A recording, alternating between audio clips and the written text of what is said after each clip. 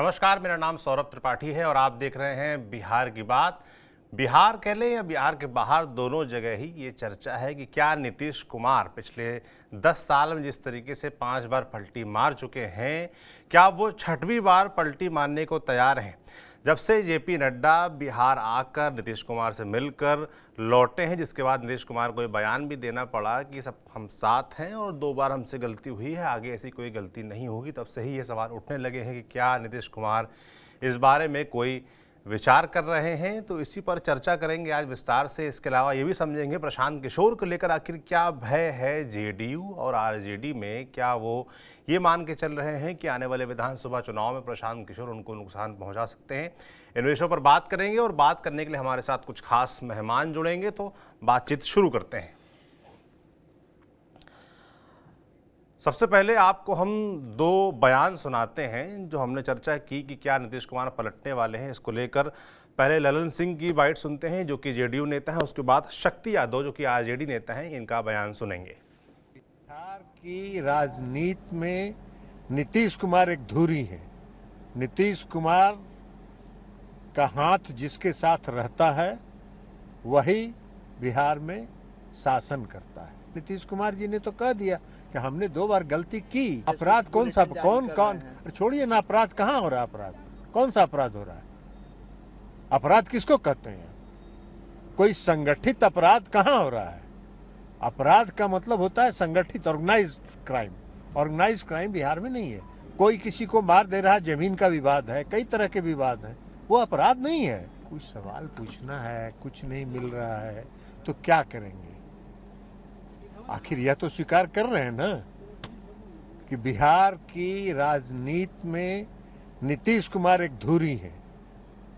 नीतीश कुमार का हाथ जिसके साथ रहता है वही बिहार में शासन करता है।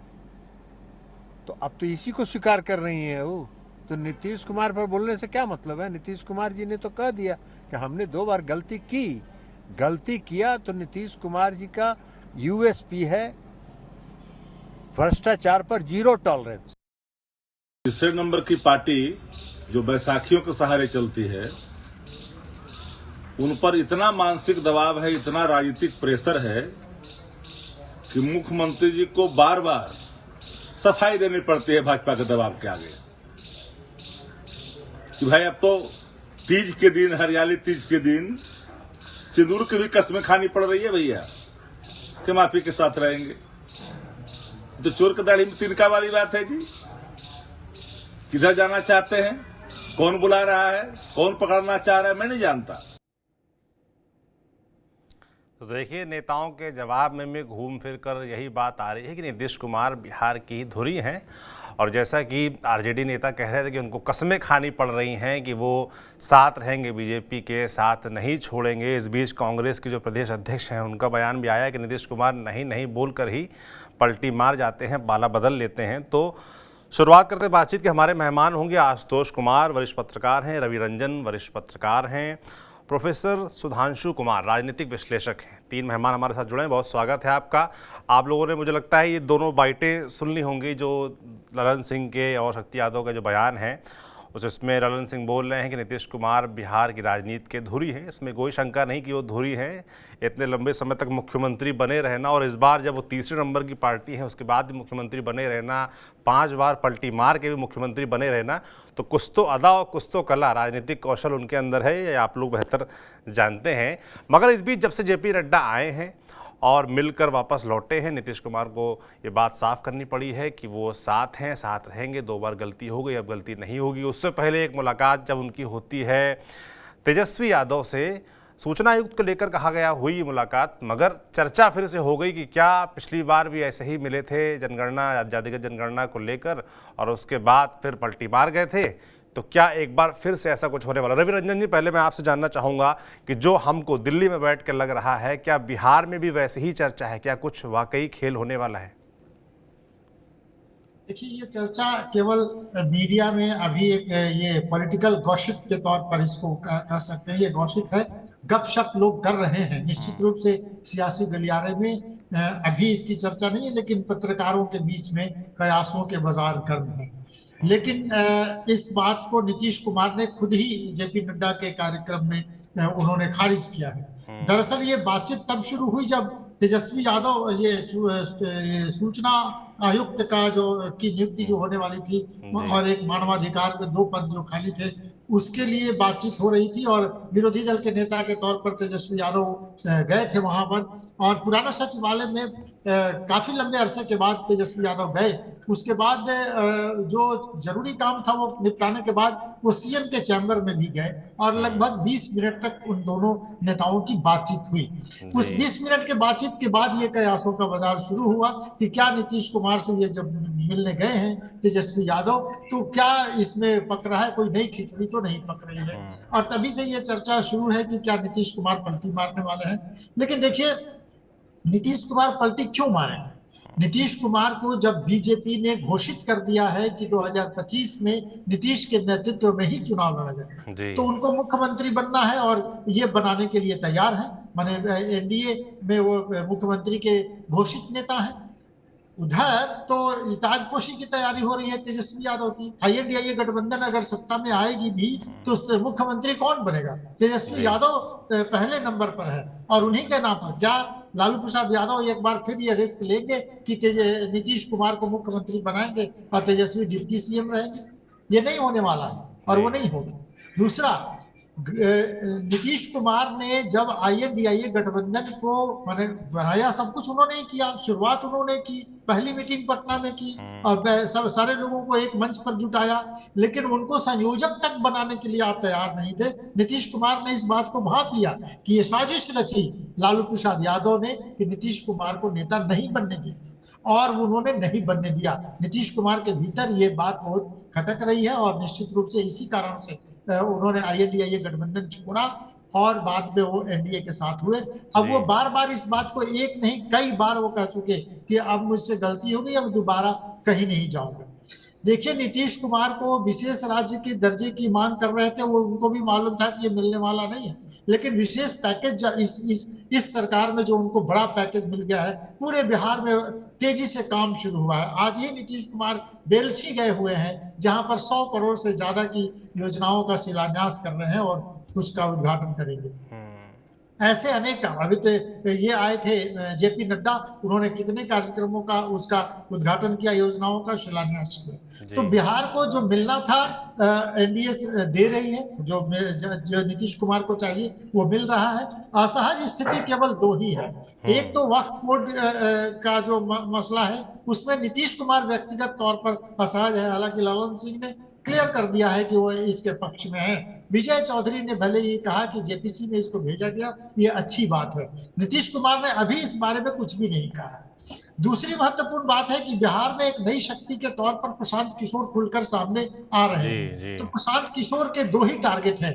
एक तो वो मुस्लिम वोटर्स जो लालू प्रसाद यादव का एमवाई समीकरण तोड़ने की कोशिश कर रहे हैं। दूसरा, उन्होंने महिलाओं को भी कहा है कि वो ज्यादा से ज्यादा सीटें देंगे, तो नीतीश कुमार की वोटर हैं महिलाएं, तो नीतीश कुमार के वोटर को भी वो तोड़ने की कोशिश। रवि जी, प्रशांत किशोर पे थोड़ा और विस्तार से अभी बात करेंगे। अब वापस मैं सुधांशु जी के पास चलता हूं। पहले सुधांशु जी, आप भी देख रहे हैं जिस तरीके से जेपी नड्डा आए तो इसको इस तरीके से भी देखा गया कि जेपी नड्डा कहीं ना कहीं बिहार आके नीतीश कुमार पर यह दबाव बनाने का प्रयास कर रहे हैं कि आपको हमारे साथ ही रहना, ऐसी कोई गुंजाइश ना आप रहने दीजिए ना दिखने दीजिए।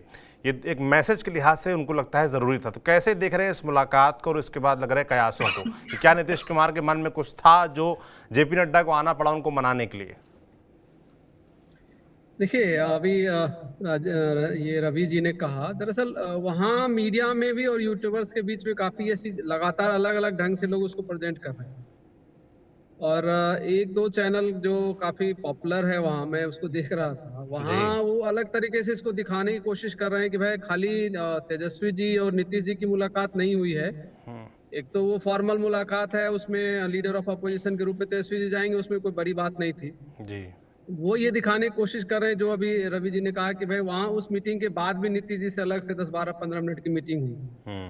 और दूसरा, वो ये दिखाने की कोशिश कर रहा है चैनल की 2 जेडीयू के नेता और 1 आरजेडी के नेता की भी कहीं मुलाकात, इस तरह की कुछ खबरें वो चला रहे हैं। लेकिन देखिए, जो मेरी समझ है और जितना मैं समझ पा रहा हूँ, अभी नीतीश जी के पास ऐसी कोई वजह नहीं है जिसकी वजह से कि वो एनडीए अलायंस को छोड़ दें, और उनको जो चाहिए है कई पैमाने पर वो सारी चीजें बीजेपी से उनको मिल रही है। जो 56,000 करोड़ का बजट के अंदर घोषणा हो गया, जो चलिए बिहार को एक विशेष राज्य के दर्जे की मांग थी, लेकिन सबको पता है कि विशेष राज्य के दर्जे के लिए एक अलग से कानून बनाना पड़ेगा, वैसे तो बिहार को मिलना नहीं। तो जी उसके लिए अगर मान लीजिए पहले भी जब नरेंद्र मोदी जी जब प्रधानमंत्री के रूप में 2015 वाले इलेक्शन में गए थे, तब भी उन्होंने बजट में एक 1.25 लाख करोड़ रुपया का, जो आप लोग को याद होगा सबको, तो वो मॉनेटरीली सपोर्ट कर सकते हैं, बजटरी सपोर्ट ही कर सकते हैं, स्पेशल स्टेटस देना अभी संभव है नहीं। और उस लेवल पे आप देखें तो एक बड़ी शुरुआत जो है हुई है। तो ये कहना कि कोई ऐसी वजह पैदा हो गई, जो थोड़ा एक दो चर्चा ये भी चल रहा है वहां पर कि बीजेपी कई बार ये कोशिश करती है कि जेडीयू के कुछ नेताओं को तोड़ा जाए, जेडीयू को किसी लेवल पे नुकसान पहुंचाया जाए। तो शायद ये जो जेपी नड्डा जी आए हैं, मेरी समझ ये है कि शायद उस कंफ्यूजन को क्लियर करने के लिए वो आए होंगे, जो वहां पर, क्योंकि इंटरनली बिहार के अंदर ये सारी चीजें चलते रहती है कि भाई लगातार जो है, जैसे बीजेपी ने आप देखिए एलजेपी के साथ वो लगभग दिखाया है, करने की कोशिश की गई जब उनके चाचा के साथ अमित शाह जी की मुलाकात होती है, रामविलास पासवान के छोटे भाई जो पारस जी हैं, और फिर जी उसके बाद दोबारा जाके एलजेपी के ये जो अपना चिराग जी हैं वो भी जाकर मिलते हैं। तो वो एक वहाँ, लेकिन वो शायद उस जगह पर होगी क्योंकि एलजेपी ने कई जगह पर अभी जो लोकसभा का जो सत्र गुजरा है उसमें एलजेपी ने अपनी इंडिपेंडेंट स्टैंड लेने की कोशिश की है कई मुद्दे पर। उसमें एक वक्फ बोर्ड वाला है, दूसरा जो सुप्रीम कोर्ट के डिसीजन आए थे जहां पर वर्गीकरण की बात की जा रही थी, लेटरल एंट्री का मुद्दा था, इन मुद्दों पर एलजेपी ने एक स्टैंड लिया। और वक्फ बोर्ड वाले में तो एक मतलब आप समझिए एक ऐसी स्थिति पैदा हुई कि भाई पार्लियामेंट के अंदर डिबेट चल रही है और ललन सिंह जी का स्टैंड अलग दिखता है और एलजेपी के जो मतलब चिराग जी अलग स्टैंड लेते हैं, और जो ललन सिंह जो स्टैंड ले रहे हैं उस स्टैंड के साथ कम से कम नीतीश जी कंफर्टेबल होंगे। अभी जो जितनी जैसी उनकी छवि है वो थोड़ा मतलब ठीक नहीं लगता। जी तो एक वजह वो हो सकती थी, लेकिन वक्फ बोर्ड वाला मामला भी अगर बीजेपी ने उसको भेज दिया जेपीसी को तो फिर वो बचता नहीं है, क्योंकि आज के दिन में अगर फेस सेविंग की बात की जाए तो वो तो नीतीश जी के और जेडीयू के पास पूरा है कि देखो जी हम लोगों ने उसको डायरेक्टली नहीं एक्सेप्ट किया, जेपीसी के पास गया और जेपीसी में सब लोग हैं, जेपीसी में पक्ष और विपक्ष से सारे मेंबर ऑफ पार्लियामेंट, वहां से जो भी निकल कर आएगा वो सबकी सहमति की चीज होगी। वो अलग बात है कि पॉलिटिक्स है तो जो विपक्ष के लोग हैं, इंडिया अलायंस अपनी अपनी बातें वहां पर रखेगा, हो सकता है उसको स्वीकार ना करे, लेकिन जेपीसी में भेजना भी एक बड़ी बात होती है कि भाई सरकार जहां जरूरत है वहां पर विपक्ष को भी सुनना चाहती है, अपने साथियों को भी सुनना चाहती है, और वो दिख रहा है। तो वहां जी पर भी इनके पास स्पेस सेविंग है। और जो अभी आने वाला इलेक्शन है, देखिए कई चीजें क्या होती है, क्योंकि अब जो सारा समीकरण बिहार में सजेगा वो इस बात के लिए सजेगा कि अगला विधानसभा का चुनाव किस प्रकार कौन सी पार्टी जीतेगी। और उस प्रकरण को भी अगर आप देखोगे तो उस हिसाब से भी नीतीश जी कहीं पर भी कमजोर स्थिति में तो दिख नहीं रहे। लोकसभा चुनाव में उन्होंने अपनी ताकत दिखा दी है। जो जब देखिए लोकसभा चुनाव से पहले जब ये पलटी मारा था जेडीयू ने और नीतीश जी ने, तो एक बिहार में एक चल गया था कि भाई मतलब कोई भी मतलब जिसके जुबान की कोई भरोसा ना हो, इस तरह की चीजें नीतीश जी के साथ जोड़ दी गई थी। लेकिन उसके बावजूद और लोग ये समझने लगे थे कि जो अभी आप देखिए पूरे चैनल्स में लेकर सब जगह ये डिबेट में आता था कि भाई जो एनडीए गठबंधन है बिहार में उसकी कमजोर कड़ी जेडीयू है, इसलिए जेडीयू को कम से कम टिकट दिया जाए, ये सारी चर्चाएं चलती थी। उसके बावजूद भी जब देखिए रिजल्ट आया तो उन्होंने कम से एक सीट कम पर लड़ी है जेडीयू, उसके बावजूद भी बीजेपी के बराबर उनको सीटें मिली। तो इसका मतलब क्या है, ये भी साबित हो गया कि नीतीश जी का जो वोटर है, चर्चाएं चाहे जो भी पॉलिटिकल एरेना में चले, मीडिया में चले, सोशल मीडिया में चले, एक्टिविस्टों के बीच चले, वो सारी बातें इलेक्शन के दौरान खास करके लोकसभा में वो लगभग खारिज हो गई, क्योंकि 12 सीट जो है जेडीयू ने जीत लिया। तो उस दृष्टि से भी वो अलायंस काम कर रहा है। और आज के दिन जो एक महत्वपूर्ण बात है, जो 2000 इसके पिछले वाला जो 2020 का विधानसभा था, 2020 के विधानसभा में नीतीश जी के साथ वाकई बीजेपी ने जो है गलत किया, या जो भी कह सकते पॉलिटिकली उनको गलत लगा नीतीश जी के साथ जो हुआ, जो एलजेपी के साथ करके एलजेपी अलग लड़ी और बीजेपी से बड़े बड़े लीडर गए और एलजेपी के साथ कैसे टिकट लेकर खड़े, उसका नुकसान हुआ नीतीश जी। पर आज जो है, और बीच में जो रिलेशंस खराब हुए थे एलजेपी और नीतीश जी के जेडीयू के, वो रिलेशन भी आज के दिन में ठीक है। तो जेडीयू के साथ, और आप देखें कई बार अभी आया भी है कि नीतीश जी और वो चिराग जी आपस में मिल रहे हैं, बातचीत हो रही, सारी चीजें। तो अगर ये तीनों चारों लोग मिलकर, मतलब चिराग पासवान, नीतीश कुमार, बीजेपी और उधर से जीतन राम मांझी जी अगर मिलकर जाते हैं इलेक्शन में, तो वहां पर भी मुझे कोई दिक्कत नजर नहीं आ रही है कि उनको कोई दिक्कत होगी जेडीयू को। तो वो फिर क्यों अभी बिल्कुल पाला बिल्कुल बदल समझ रहा हूं सुधांशु जी, आप जो कहने का प्रयास कर रहे हैं कि कयास ज़्यादा लगाए जा रहे हैं, चर्चाएं ज़्यादा की जा रही हैं। इस बीच मैंने सोशल मीडिया पे एक वीडियो भी देखा कि उसको, वो पुराना वीडियो था जिसमें यस वो पुराना हाँ, है। जिसमें नीतीश कुमार मिल रहे थे लालू यादव से घर जाकर, और राबड़ी यादव नजर आती हैं, तेजस्वी उनको गेट पर रिसीव करने आ रहे हैं, जो हमारे यहाँ चल रहा है वीडियो। उसको अभी के मतलब ताज़ा वीडियो बताकर पेश किया गया कि देखिए नीतीश कुमार मिलने गए लालू यादव से, कुछ पक रहा है कुछ, तो कुछ चीज़ें पुराने वीडियो भी इसको इस्तेमाल करके प्रचारित किया जा रहा है। आशुतोष जी, जैसे कि जो हमने कहा कि नड्डा जी मुलाकात करने आए, ये पुराने वीडियोस चल रहे हैं, चर्चाएं चल रही हैं, और इस बीच ये भी चर्चा कि भाई नीतीश कुमार जब भी पलटी मारते हैं तो कभी लोकसभा चुनाव के पहले मारते हैं, तो कभी विधानसभा चुनाव के पहले मारते हैं, और अब आने वाले वक्त में विधानसभा चुनाव होने, इसलिए चर्चाएं तेज हो गई। कैसे देख रहे हैं इसको? देखिए, आपको याद होगा कि जब नोटबंदी हुई थी उस वक्त कांग्रेस के तरफ, मतलब यूपीए के तरफ नीतीश कुमार थे, और उन्होंने प्रधानमंत्री नरेंद्र मोदी की जमकर प्रशंसा की थी और उन्होंने नोटबंदी की सराहना की थी।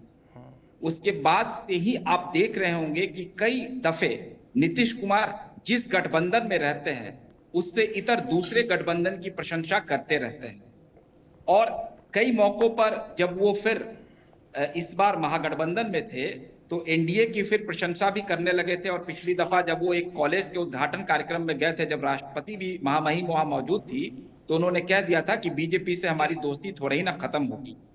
तो नीतीश कुमार जी जब जिधर रहते हैं उसके बाद भी वो अपने दरवाजे खोले रखते हैं, और कब क्या करेंगे ये कहना बहुत मुश्किल है।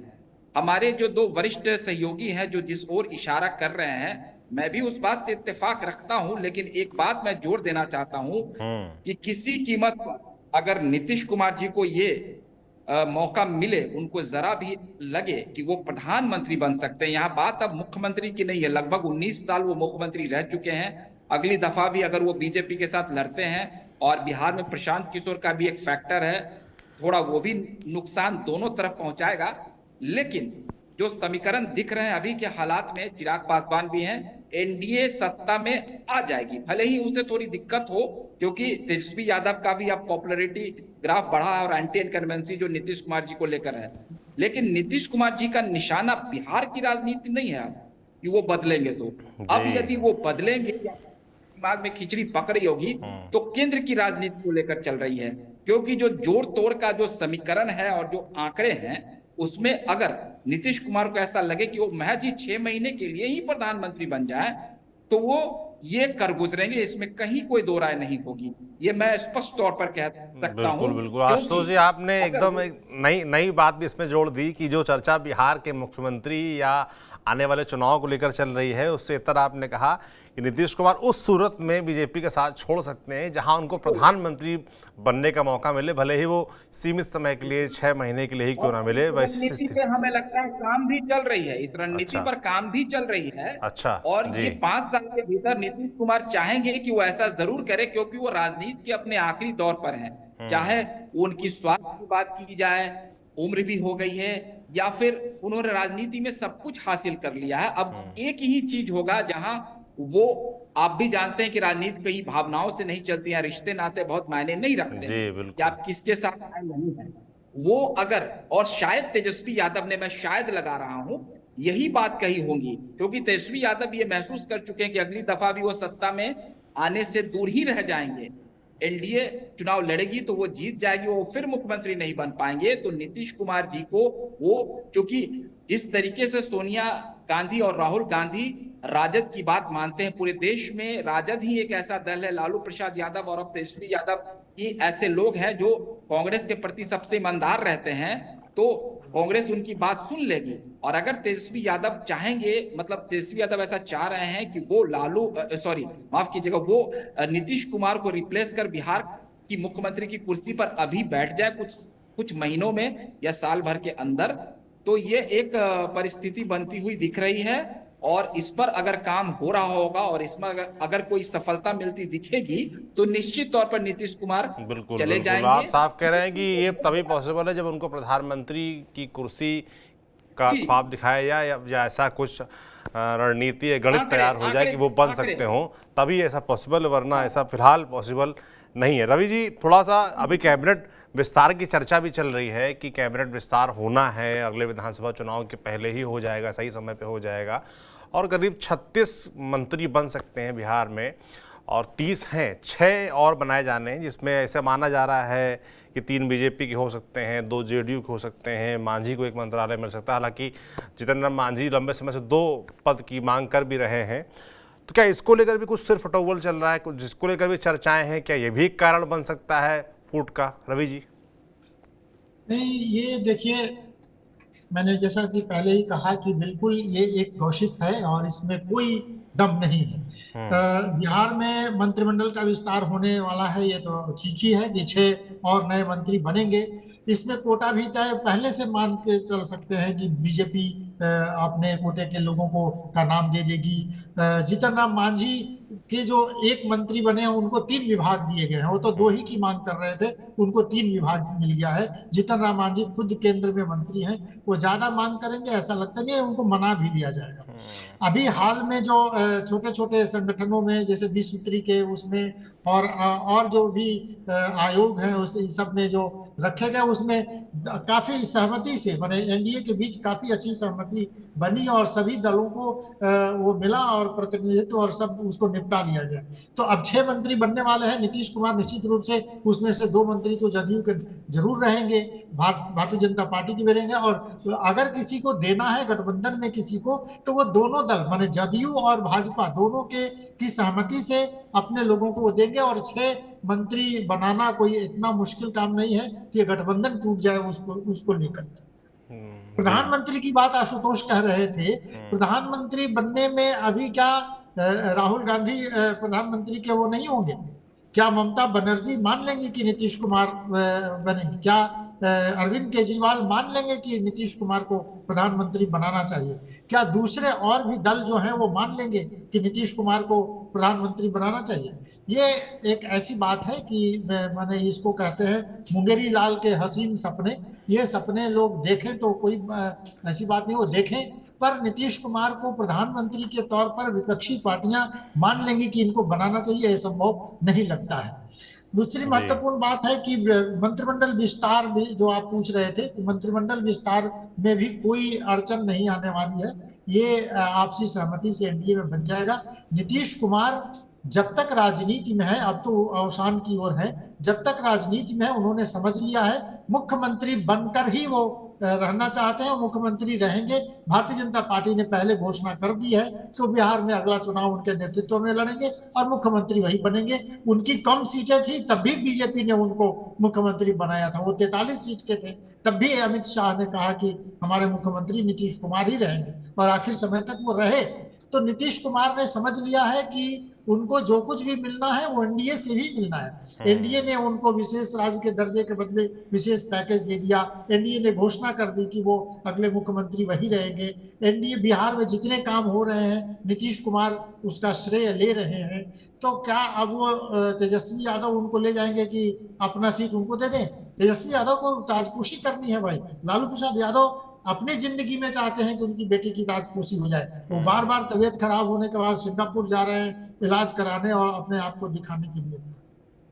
अभी देखिए सबसे बड़ा चैलेंज तो प्रशांत किशोर ही है, वो लालू प्रसाद यादव के लिए भी है और नीतीश कुमार के, और बिहार में जो भी लोग राजनीति कर रहे हैं उन सबके लिए प्रशांत किशोर एक बड़े चैलेंज के तौर पर है और इन सब लोगों को उन्हीं से निपटना है। तो अभी कल शक्ति यादव की पार्टी में कितनी हैसियत है जब लालू प्रसाद खुद हैं, तेजस्वी यादव खुद हैं, रोहिणी अलग से ट्वीट करती हैं राजनीतिक गलियारे में हलचल पैदा करने के लिए, उनकी बेटी, उनका पूरा परिवार जब राजनीति में है तो शक्ति यादव कौन है, वो क्या बोल सकते हैं और उनकी क्या अहमियत है?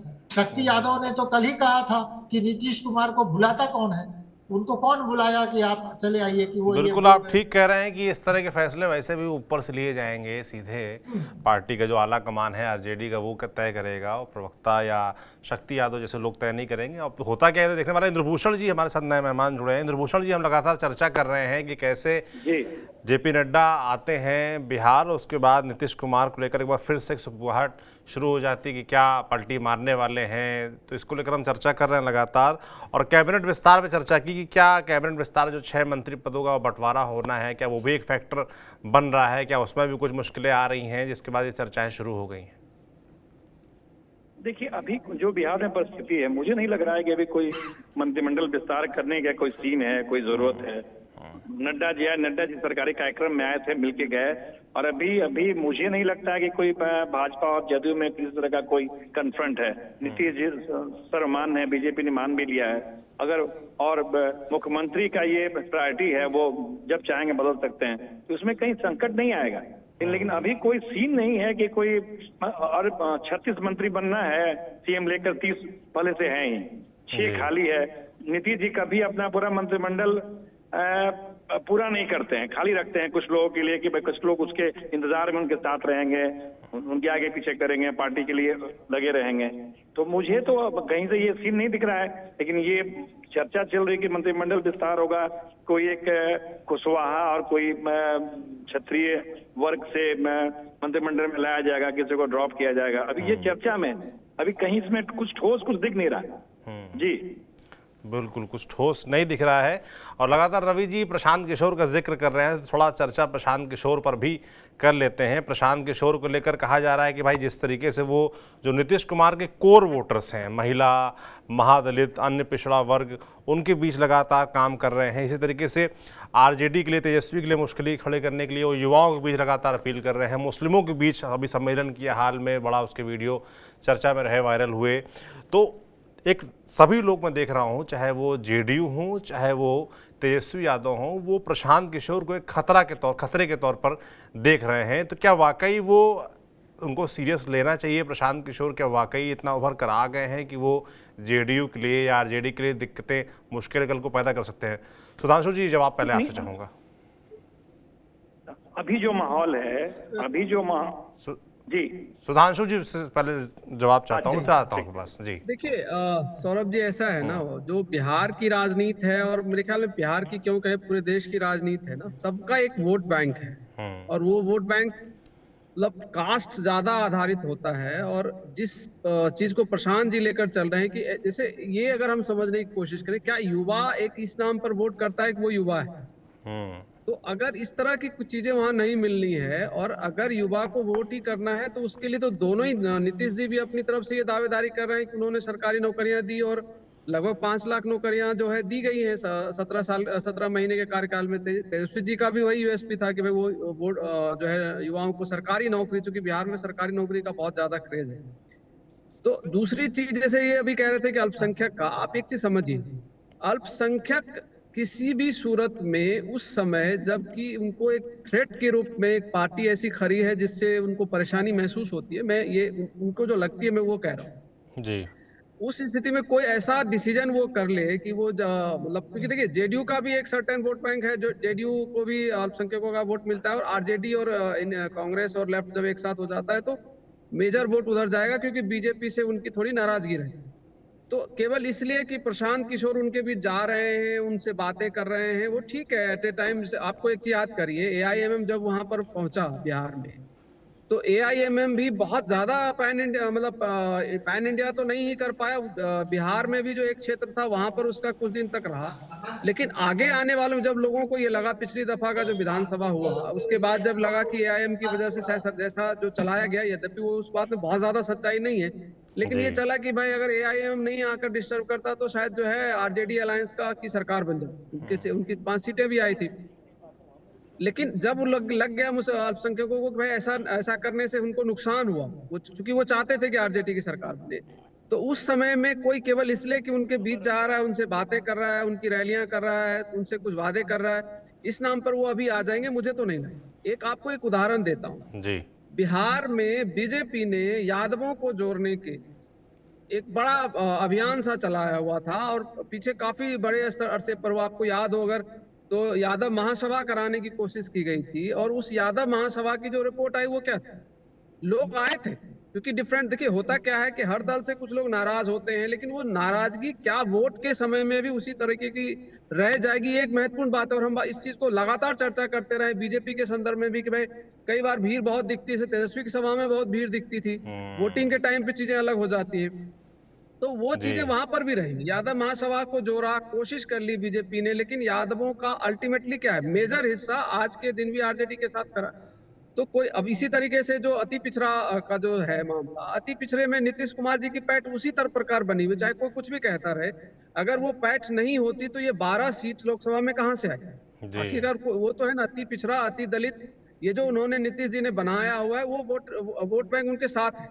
अब जहां तक बात है कि महिलाओं वाले में एक चीज केवल जो अभी तक नीतीश जी करते रहे, क्या है, उन्होंने कई सारी चीजें महिलाओं के लिए नहीं की थी। उसमें सबसे बड़ा चीज तो ये था कि भाई लॉ का जो कहते हैं ना, सुशासन बाबू जो कहलाते थे, और जो एक खतरा पिछले दिनों जो एक आरोप लगता था आरजेडी सरकार के ऊपर कि भाई जो लॉ एंड ऑर्डर का सिचुएशन बहुत खराब है, उसको उन्होंने ठीक किया था। फास्ट ट्रैक कोर्ट बनाए गए, सारी चीजें हुई, तो उससे थोड़ा महिलाओं में सुरक्षा का भाव आया।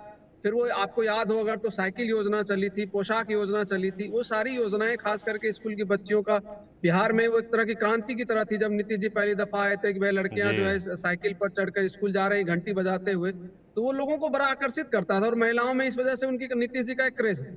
तो आज के दिन केवल एक लॉ एंड ऑर्डर वाला सिचुएशन तो जरूर आया है, जो अभी आप शुरू में दिखा भी रहे थे, वो सच्चाई है उसमें। देखिए, और प्लान से आरजेडी, चूंकि आरजेडी के ऊपर एक बड़ा आरोप लगातार यही लगता है, जब आरजेडी का शासन होता है जी तो लॉ एंड ऑर्डर के सिचुएशन बिगड़ते हैं। इसलिए प्लानिंग से तेजस्वी जी लगातार आप देखते हैं कि कभी कभी उनका ट्वीट आएगा, आज के दिन में 35 अपराध हुए तो 40 अपराध हुए, महिलाओं के लिए भी अपराध के बात होता है। तो हाँ, थोड़ा डिस्टर्बेंस तो हो सकता है, लेकिन सवाल ये अभी है जैसे कि बीजेपी आखिर नेता की जो प्रशांत हत्या किशोर हुई क्या है ऑफर उस करेंगे? मामले में भी तेजस्वी यादव लगातार एग्रेसिव हैं और लॉ एंड ऑर्डर पर सवाल खड़े कर उसमें रहे एक चीज जो मैं लास्ट जोड़ना चाहता हूँ कि प्रशांत किशोर आखिर ऐसा क्या और कौन सा भरोसा दिला पाएंगे जो नीतीश जी नहीं दिला पाएंगे या दूसरे लोग नहीं दिला पाएंगे। तो मुझे नहीं लगता है कि कोई अभी बहुत बड़ी चुनौती के रूप में है, क्योंकि वहां कास्ट बेस्ड पॉलिटिक्स होता है, वोट बैंक और वोटर्स के साथ सबके अपनी अपनी लीडरशिप तय है, बहुत ज्यादा चेंजेस वहां हो नहीं रहा। देखिए, कोशिश बहुत हुई, जैसे अभी कुशवाहा को आरजेडी ने उतार कर कोशिश करी है कि कुशवाहा वोटों में सेंध लगाए, पता नहीं कितना सफल वो रहे। मतलब ये हो सकता है कि जहां कैंडिडेट खड़ा वहां तो वोट दिया उन वर्ग के लोगों ने, लेकिन दूसरी जगह पर उसका इम्पैक्ट हुआ ऐसा नहीं दिया। तो मुझे इतना आसान अभी नहीं लग रहा। बिल्कुल प्रशांत बिल्कुल किशोर आसान नहीं दिखता, मगर आपने कुछ एक जो आखिरी में सवाल खड़ा किया कि प्रशांत किशोर के पास ऐसा क्या है ऑफर करने के लिए जो एनडीए या आरजेडी या जेडीयू ऑफर नहीं कर सकते, और लोग उन पर क्यों भरोसा जताएंगे। इंद्रभूषण जी, जो बड़ी चर्चा हो रही प्रशांत किशोर की कि जैसे पिछली बार जेडीयू को नुकसान कर गए थे चिराग पासवान, क्या वैसे इस बार प्रशांत किशोर कर सकते हैं? क्या ये डर है जेडीयू पार्टी में?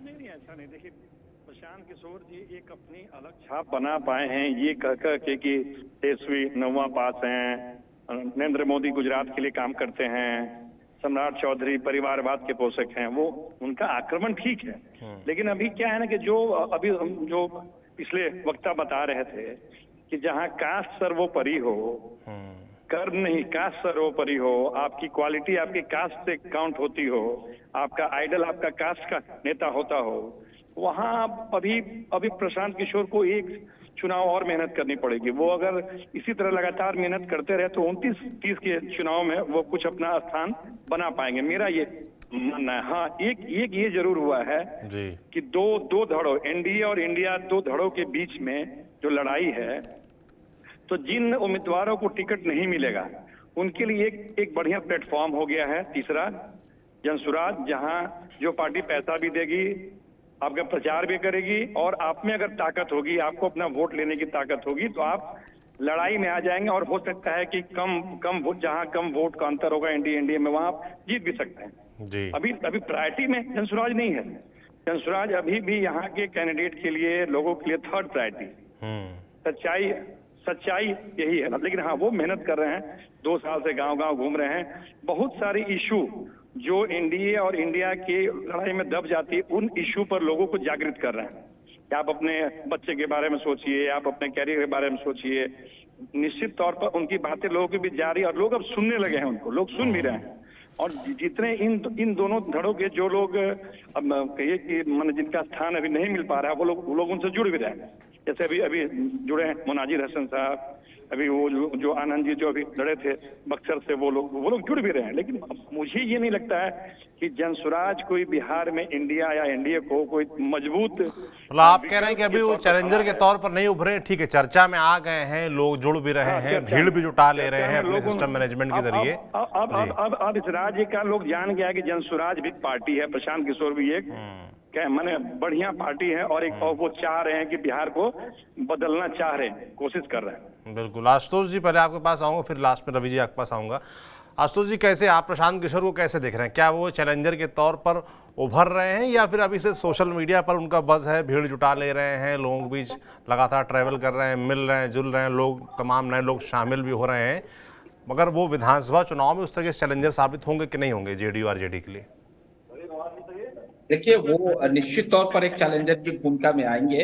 मैं ये नहीं कह रहा हूं कि बहुत ज्यादा सीटें जीत लेंगे, क्योंकि बिहार में जिस तरीके से जात को लेकर के और जाति आधारित जो यहाँ पे वोटिंग होती है, लेकिन फिर भी प्रशांत किशोर ने जिस तरीके से अपने तुरुप के इक्के को रखा है, उन्होंने कुछ बातें कही हैं और उन्होंने जो शिक्षा को लेकर अभी घोषणाएं की, या तमाम तरह के वो ग्रामीण इलाकों में जाकर भी वो जो घूम रहे हैं और वो उनका कैंपेन चल रहा है, क्योंकि वो बिहार की पूरी जमीनी हकीकत को समझते हुए राजनीति में आए हैं और उनके पास सबसे बड़ी जो उनकी आप ताकत कह सकते हैं कि एक बड़ा पहचान रहा है राष्ट्रीय स्तर पर, बिना कोई विधायक सांसद या बने हुए। जिस प्रकार से उनका कैंपेन चल रहा है और जितनी बारीकी से काम चल रही है, निश्चित तौर पर वो अगले चुनाव में एक त्रिशंकु असेंबली अगर बिहार में हो जाए तो उसमें कोई शक नहीं किया जा सकता है, क्योंकि पिछली दफा भी आपने देखा था जो एनडीए और महागठबंधन के बीच में नेक टू नेक फाइट था, और इस बार प्रशांत किशोर भी कूदे हुए हैं। तो ऐसे में उनकी जो ताकत है और युवाओं के बीच में उनका क्रेज है, चर्चाएं हो रही है, और जो एक बहुत बड़ा वर्ग है वो बहुत बड़े वर्ग को प्रभावित कर रहे हैं। जी बिल्कुल प्रभावित कर रहे हैं, पर वो वोट में कितना कन्वर्ट होगा मुझे लगता है इसको लेकर तमाम लोगों के मन में सवाल रहता है उनको लेकर। रवि जी, आपने क्योंकि लगातार प्रशांत किशोर पर चर्चा छेड़ी है, तो आपसे मैं विस्तार से जानना चाहता हूं प्रशांत किशोर के बारे में। खास तौर पर एक एंगल मुझसे एक वरिष्ठ साथी से चर्चा हो रही थी हमारे प्रशांत किशोर को लेकर, तो कहा गया कि जेडीयू के मन में, खास तौर पर नीतीश कुमार के मन में कहीं ना कहीं ये पेच है, डर है कि प्रशांत किशोर उनके लिए चिराग पासवान जैसे पिछली बार वोट कटवा साबित हुए थे, उनके लिए इस बार साबित हो सकते हैं, जिस वजह से वो तीसरे नंबर की पार्टी बन के उभरे थे। मुख्यमंत्री भले बन गए, मगर नीतीश कुमार के मन में कहीं ना कहीं हमेशा ये कोफ्त रहती कि यार तीसरे नंबर की पार्टी है, मुख्यमंत्री जरूर हैं। तो क्या इस चक्कर में लोगों ने कहा कि ये भी एक फैक्टर हो सकता है कि नीतीश कुमार पलटी मारे? उनको लगता है कि अगर हम आरजेडी के साथ जाएंगे तो प्रशांत किशोर फैक्टर नहीं काम करेगा, मगर अगर हम बीजेपी के साथ रहते तो वो हमारा नुकसान कर सकते हैं। कैसे देख रहे हैं इसको? सबसे ज्यादा मुश्किल में तो आरजेडी ही है, क्योंकि पहली प्रतिक्रिया आरजेडी की तरफ से आई थी और बजाते आरजेडी के प्रदेश अध्यक्ष ने चिट्ठी जारी करके अपने कार्यकर्ताओं को ये कहा कि प्रशांत किशोर के कार्यक्रमों में न जाए और उस पार्टी में वो शामिल होने की सोचे भी नहीं। ये बजाते पत्र लिखकर अपने लोगों को जगदानंद सिंह ने ये चेतावनी दी थी। तो राष्ट्रीय जनता दल की मुश्किल खुद है कि वो प्रशांत किशोर के आने के बाद से वो मुश्किल में दिख रहे हैं, जिस तरह से मुस्लिम मतदाताओं को अपनी तरफ आकर्षित। सबसे मुश्किल ये है कि मुसलमानों को यूज तो सभी पार्टियां करती हैं, उनको जब टिकट देना रहता है तो प्रतिनिधित्व नहीं मिलता। इस बात को मुसलमान समझ रहे हैं और प्रशांत किशोर ने पहले घोषणा कर दिया है कि वो 70 से ज्यादा सीटें मुस्लिम को देंगे, उसके बाद 30 से या 40 सीटें वो कह रहे हैं महिलाओं को देंगे। और ये दो ऐसे वोट बैंक हैं जो नीतीश के भी हैं और इनके लालू प्रसाद यादव। मुसलमान वोटर नीतीश को भी वोट करते हैं, लालू प्रसाद को तो ज्यादा करते हैं, और महिला मतदाता जो हैं वो तो सीधे सीधे नीतीश कुमार की वोटर हैं, जिस पर अटैक किया है प्रशांत किशोर। हम आपको ये एक संकेत आप देखिए, सारण में पिछली बार विधान परिषद के चुनाव में प्रशांत किशोर ने, अभी उनकी पदयात्रा चल ही रही थी जब उन्होंने अपना एक प्रत्याशी को सपोर्ट किया और उन्हें जिता लिया।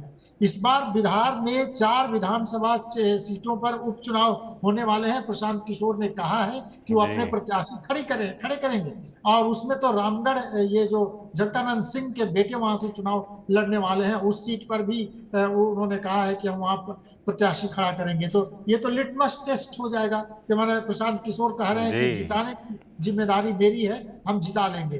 तो ये देखना होगा।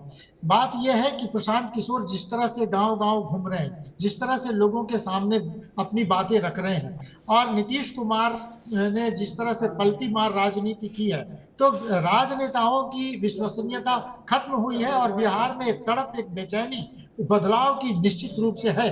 रुपौली के चुनाव में आपने देखा आरजेडी और जेडीयू दोनों मजबूत पार्टियां मैदान में थी, लेकिन लोगों ने निर्दलीय को चुन लिया।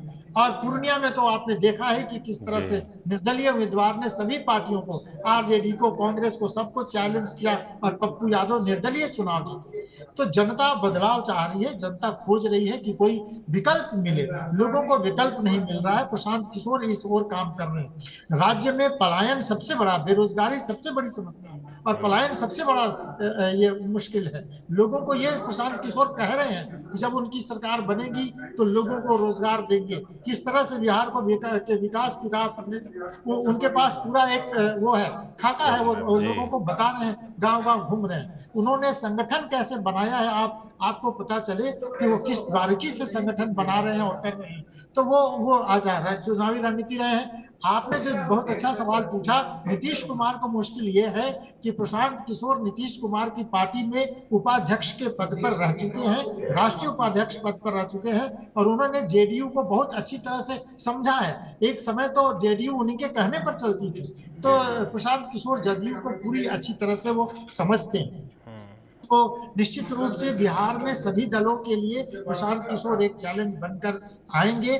और इस बार के चुनाव में अभी तो विधानसभा का ही 4 सीटों पर अगर उपचुनाव हो जाएगा तो उसमें पता चल जाएगा कि कौन कितने पानी में है। सभी दलों के लिए एक चैलेंज बनकर प्रशांत किशोर खड़े हुए हैं। भले इस बार वो कुछ नहीं कर पाए, हालांकि 240 सीटों पर लड़ेंगे, उनकी तैयारी तो 2030 की चल रही है, लेकिन इस बार वो एक बड़ा चैलेंज बनेंगे और लोगों को दिखाएंगे, मेरा कहना ये है। बिल्कुल बिल्कुल, आपने एक बात बहुत बढ़िया बोली कि अभी 4 सीटों पर उपचुनाव होने हैं, और ये ना सिर्फ इनके लिए, प्रशांत किशोर के लिए, बल्कि सभी पार्टियों के लिए एक लिटमस टेस्ट साबित होगा कि विधानसभा चुनाव में जनता का मूड किस तरफ रहने वाला। हालांकि उपचुनाव और पूरे चुनाव में फ़र्क होता है, फिर भी एक तरीके से इसको देखा जा सकता है कि इस दिशा में बिहार और बिहार की जनता बढ़ रही है।